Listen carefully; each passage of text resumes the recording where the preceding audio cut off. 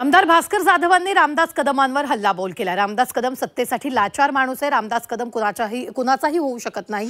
त्यांनी स्वतःच्या भावाला जेलमध्ये टाकलंय। खेडमधील जाहीर सभेतून शिवसेना उद्धव बाळासाहेब ठाकरे पक्षाचे आमदार भास्कर जाधवांनी रामदास कदमांवर घणाघाती टीका केली आहे।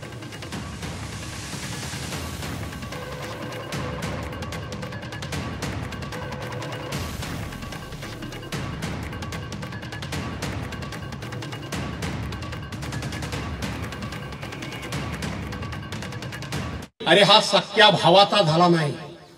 सख्या भावाला सुद्धा यांनी खोटे आरोप करून जेलमध्ये टाकला। राजेश पालकर, अरे तुमच्या सारख्यांचा तो कधी जिंदगीत होऊ शकत नाही।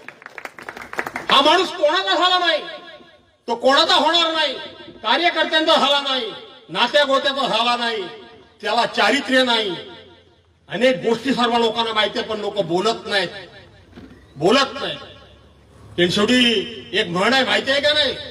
थोडं ह्या सभेत मी बोललो नाही पाहिजे, पण नसते बघणारला असते, बरोबर ना? बघणारला असते म्हणून लोक बोलत नाहीत। असं समजू नका की तुमचं काय सगळं चारित्र्य आणि चरित्र लोकांना काय माहित नाही, अशातला भाग नाही। लोकांना सगळं माहिती आहे।